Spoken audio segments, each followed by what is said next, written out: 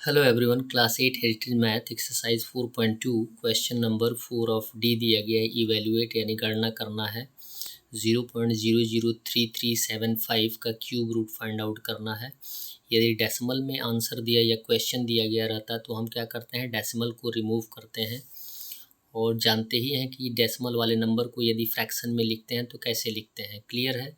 तो cube root find out करना है, तो यदि डेसिमल हटाएंगे तो हमारे पास नंबर आ जाएगा 3375, जो कि क्या होगा, क्यूब होगा। बाई डेसिमल को 1 मान लेंगे तो डेसिमल के बाद कितने डिजिट्स हैं, 6 डिजिट्स, यानी 6 टाइम्स जीरोज आ जाएंगे। इक्वल हो जाएगा 3375 का क्यूब रूट होता है 15।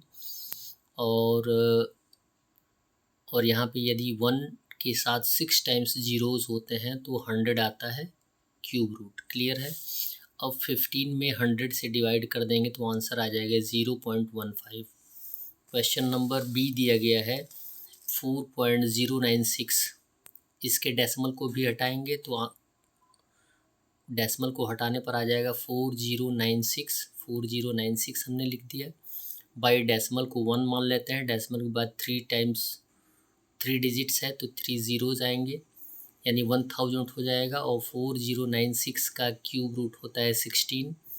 Bye the prime factorization method आप फाइंड आउट कर सकते हैं क्यूब रूट।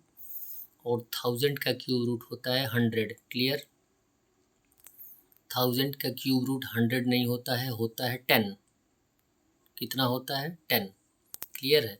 अब 10 से 16 में डिवाइड करेंगे तो आपका आ जाएगा 1.6 आंसर, क्लियर।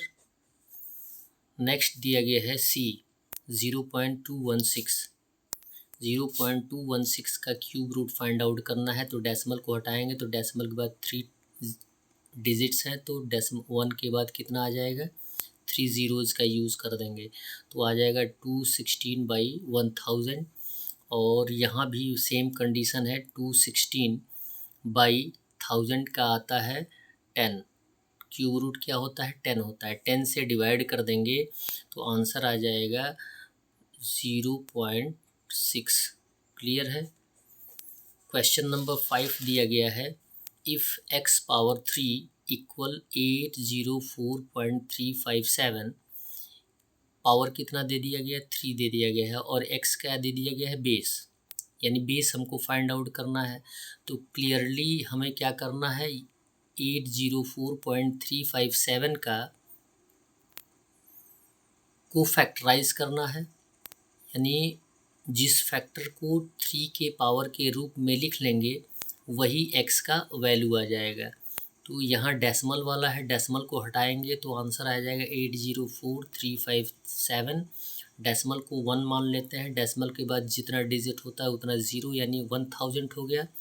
यहाँ पे कितना है, फैक्टराइज करेंगे 804351 को तो हमारे पास 3 का ट्रिपलेट आएगा तो 3 लिख लेंगे, 31 का ट्रिपलेट आएगा तो 31 लिख कर मल्टीप्लाई कर देंगे 93। और 1000 का जो क्यूब रूट होता है वो आता है 10, तो 10 से डिवाइड कर देंगे तो 9.3 आंसर आ जाएगा। क्वेश्चन नंबर 6 दिया गया है, इवेल्युएट, गणना करना है इसका भी, यानी 1,66,375 का क्यूब रूट फाइंड आउट करना है और बाई 6,81,472 का क्यूब रूट फाइंड आउट करना है।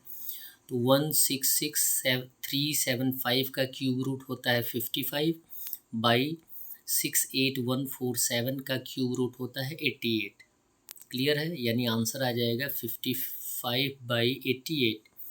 बी दिया गया है, क्यूब रूट फाइंड आउट करना है 15,625 into cube root find out करना है 216 बाई 1000। तो 15,625 का क्यूब रूट होता है 25, यानी 25 को 3 टाइम्स मल्टीप्लाई कर देंगे तो 15,625 आएगा, क्लियर है। इंटू 216 का क्यूब रूट कितना होता है 6, और 1000 का क्यूब रूट होता है 10। अब इसे हम डिवाइड कर सकते हैं, रेड्यूस कर सकते हैं। 5 5 ज़ा 25, 5 2 ज़ा 10, 2 1 ज़ा 2, 2 3 ज़ा 6, यानी एज ए डेनोमिनेटर 1 आया है और 1 डेनोमिनेटर का कोई वैल्यू नहीं होता है, केवल हम न्यूमरेटर से न्यूमरेटर को मल्टीप्लाई कर देते हैं, यानी 5 इंटू 3 हो जाएगा 15 आंसर।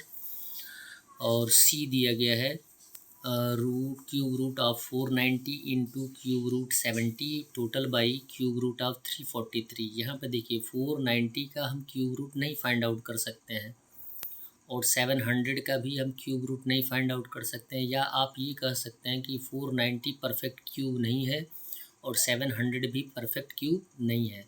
यदि क्यूब रूट सेपरेटली दिया गया है तो इसको हम एक साथ लिख सकते हैं। एक साथ लिखेंगे 490 इंटू 700 तो मल्टीप्लाई हो जाएगा, तो आएगा 34300 बाई क्यूब रूट आएगा 343।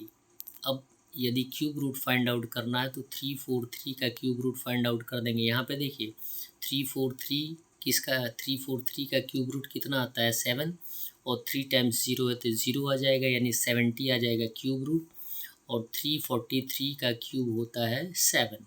क्लियर, 7 से 70 को डिवाइड कर देंगे तो आंसर आ जाएगा 10। That's all. वीडियो को लाइक करें और चैनल को सब्सक्राइब करें। धन्यवाद।